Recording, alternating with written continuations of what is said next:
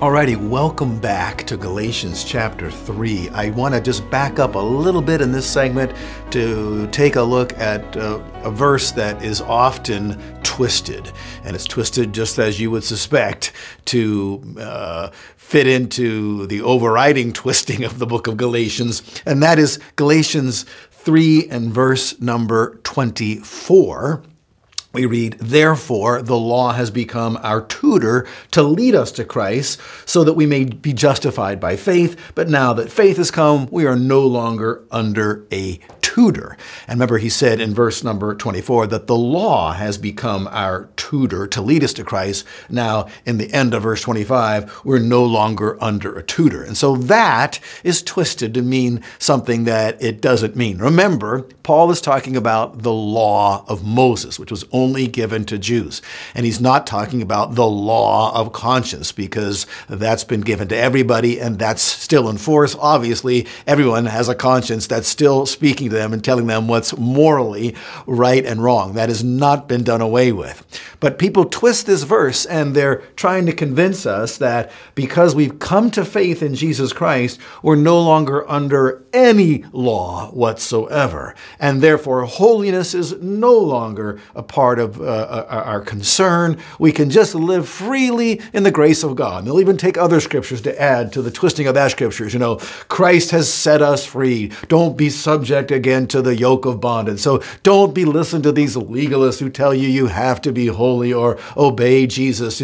Remember, the Sermon on the Mount was only given to us just to show us how sinful we are. That's what Paul said here, that the law has become our tutor to lead us to Christ so that we may be justified by faith. And so when Christ was giving all those commandments to people during the Sermon on the Mount, he didn't expect anyone to obey those commandments. He was just trying to help them see how sinful they were so, they could come to him by faith and realize, they don't need to keep commandments because it's all by grace. That is utter blasphemy and heresy.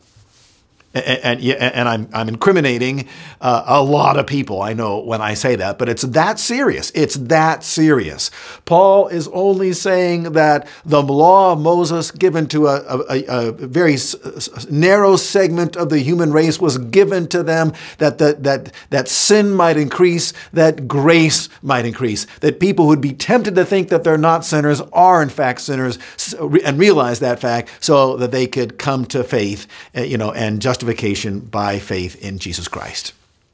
Okay, and so we're no longer under a tutor. That is, we Jews are no longer under the law of Moses. And so naturally, no Gentile believer is under the law of Moses, never was under the law of Moses. God never gave the law of Moses to anybody but the children of Israel, and that for a limited time. Okay, now, verse 26, "For you are all sons of God through faith in Christ Jesus." That's important. And he elaborates on that now in verses 26, 28, and then in verse 29, brings it all home, wrapping up this entire section.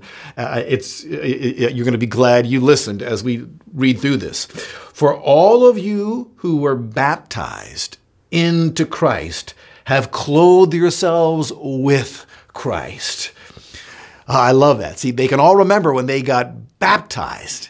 Well, what does that mean? That's your identification of being in Christ.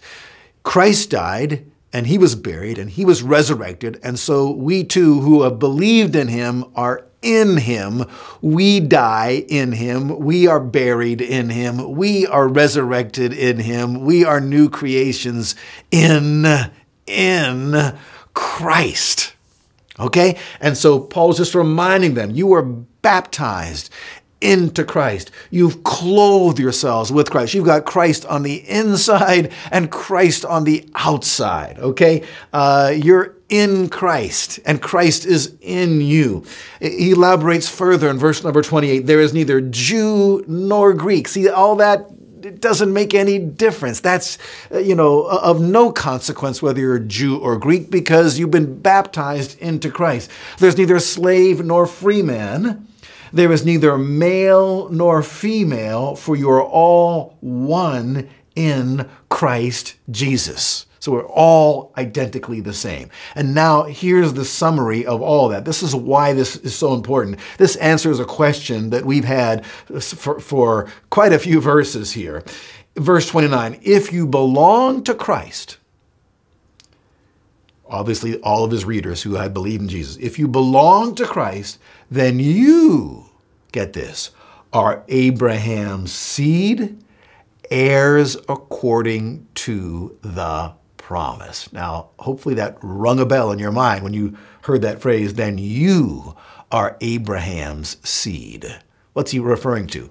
Way back up in previous verses where he quoted from Genesis chapter 22, Genesis 22 and verse 18, in your seed all the nations of the earth will be blessed. That is, in Christ, all the Gentiles are going to be blessed. Your seed, Abraham, is going to bring blessing to all the Gentiles. And he had previously said in Genesis 12, verse number 3, in you all the families will be blessed. So the question is, how did Gentiles get in the lineage of Abraham? How can they qualify for that promise? In Abraham, it's how the Gentiles get blessed. In his seed, the Gentiles get blessed. How do I get into the lineage of Abraham? How do I get into his seed? How is that possible? And here's how it is possible. It's possible by believing in Jesus, getting into Jesus. Jesus is the seed of Abraham, and so therefore being in Christ, you also are included in the seed of Abraham, and you're an heir according to not the law of Moses, which was given 430 years later. You're an heir according to the promise that God gave to Abraham 430 years before the law of Moses. There it all wraps up, okay? A little bit more on this next time. So I'll see you next time.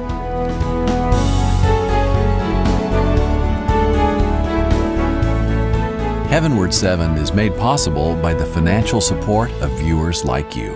Thank you.